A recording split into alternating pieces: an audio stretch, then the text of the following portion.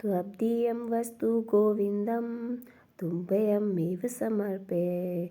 ग्रहण सम्मुखो भूत्वा प्रसीदं परमेश्वर।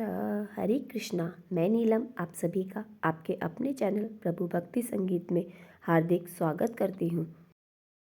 श्री कृष्ण परम भगवान श्री कृष्ण को प्राणों से भी अधिक प्रिय एकादशी तिथि होती है।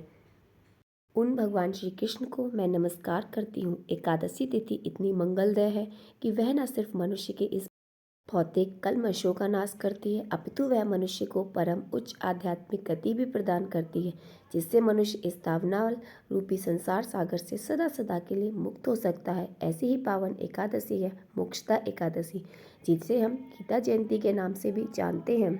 आज की वीडियो में हम जानेंगे मोक्षदा एकादशी कब है और उनका शुभ मुहूर्त क्या है।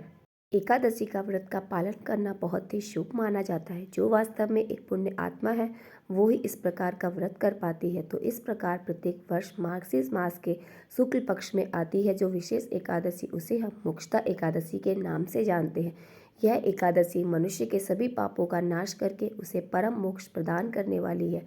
इस बार यह एकादशी 11 दिसंबर 2024 दिन बुधवार के दिन होगी। उस दिन उत्तर भारत में ब्रह्म मुहूर्त का समय रहेगा प्रातः 5:38 पर और सूर्योदय का समय रहेगा 7:14 पर। अगले दिन द्वादशी पर यानी 12 दिसंबर गुरुवार के दिन व्रत पारण करने का समय होगा 7:15 से 10:39 के बीच का। पारण निर्धारित समय पर ही करना अत्यंत आवश्यक होता है और ऐसा ना करने से व्यक्ति का एकादशी व्रत पालन फल नष्ट हो जाता है। इसलिए ध्यान से निर्धारित समय पर ही व्रत का पालन करें। इस बार एकादशी तिथि का आरंभ 10 दिसंबर 2024 की रात्रि में 39 पर और एकादशी तिथि समाप्त होगी 11 दिसंबर रात्रि में 1:09 पर। उसके बाद द्वादशी तिथि आरंभ हो जाएगी।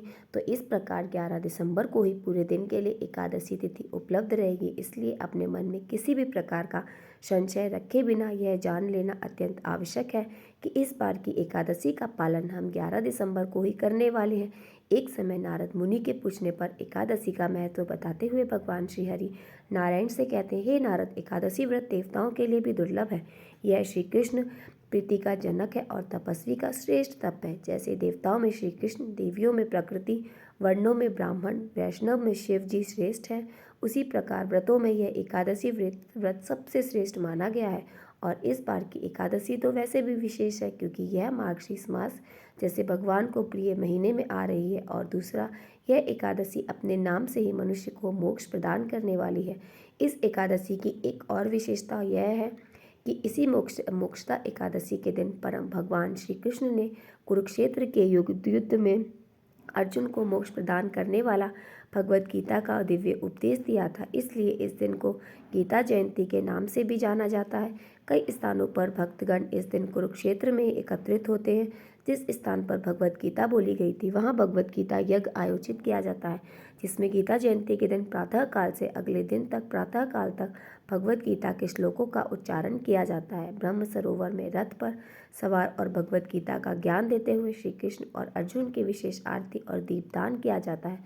शोभा यात्रा निकाली जाती है और देश के विभिन्न भागों में अनेक स्थानों पर भगवत गीता के ऊपर प्रवचन आयोजित किए जाते हैं। इसी एकादशी तिथि पर संपूर्ण ब्रह्मांड का सबसे पवित्र, महान, सबसे पुरातन दिव्य उपदेश सुनाया गया था। भगवत गीता का यह संदेश सिर्फ एक संप्रदाय, जाति, समूह के लिए नहीं, अभी तो यह संपूर्ण मानव समाज के कल्याण के लिए है। और यही तो हमारे वैदिक सनातन संस्कृति की महानता है कि संपूर्ण मानव समाज को एक सूत्र में बांधती है। आइए अब देखते हैं कि इस मोक्षदा एकादशी का सरलता से हम कैसे विधि विधान से पूजा कर सकते हैं।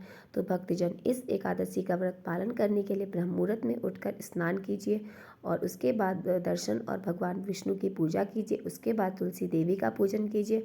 परिक्रमा करके उनके समक्ष बैठकर हरे कृष्ण का महामंत्र कीजिए। हरे कृष्णा हरे रामा। इस महामंत्र का जप कीजिए। अधिक से अधिक संख्या में जप करना चाहिए, जितनी आपकी श्रद्धा हो पाए। इस व्रत में उपवास का पालन किया जाता है। संपूर्ण दिन में किसी भी प्रकार के अन्न का सेवन नहीं किया जाता है। इस व्रत में आप फल, दूध, कंदमूल, ड्राई फ्रूट्स और एकादशी प्रसाद ले सकते हैं। इस एकादशी के दिन विशेषकर भगवत गीता का संपूर्ण पाठ किया जाता है। संध्या के समय भगवान के समक्ष बैठकर हरे कृष्ण का कीर्तन किया जाता है और इस दिन तुलसी के पत्र चढ़ाकर भगवान श्री हरि को प्रसन्न किया जाता है। इस वर्ष में आने वाली यह मोक्षदा एकादशी का पवित्र दिन भक्तों के लिए विशेष अवसर है, जब वे अपनी आत्मा को पवित्र कर भौतिक सुखों से ऊपर उठकर ईश्वर की अनंत कृपा और मोक्ष की प्राप्ति के व्रत पर अग्रसर हो सकते हैं। यह व्रत परिवार के कल्याण और अपनी आध्यात्मिक प्रगति के लिए किया जाता है। इस व्रत में दान का भी विशेष महत्व है। एकादशी के व्रत का पारण अगले दिन द्वादशी पर सुयोग्य ब्राह्मण या वैष्णव को अपनी क्षमता अनुसार कुछ न कुछ दान देना चाहिए। इस दान में आप भोजन, अन्न, वस्त्र, धन इत्यादि दे सकते हैं। इस दिन गाय की भी विशेष पूजा करनी चाहिए। मोक्षदा एकादशी व्रत का पूर्ण विधि विधान श्रद्धापूर्वक पालन करना चाहिए। इस प्रकार से भक्त के हर भौतिक कष्टों से मुक्ति दिलाकर भगवान श्री कृष्ण की विशेष कृपा और मोक्ष प्राप्त हो जाता है। आशा करती हूँ आप सभी के संपूर्ण प्रश्नों का उत्तर आज की वीडियो में मिल गया होगा। आपको मेरी ये वीडियो कैसी लगी कमेंट करके ज़रूर बताएं और वीडियो को लाइक और मेरे साथ जुड़े रहने के लिए चैनल को सब्सक्राइब जरूर कर लीजिए। और जल्द ही हम आपको मोक्षदा एकादशी की व्रत कथा भी इसी चैनल पर प्राप्त कराएंगे। हरे कृष्णा।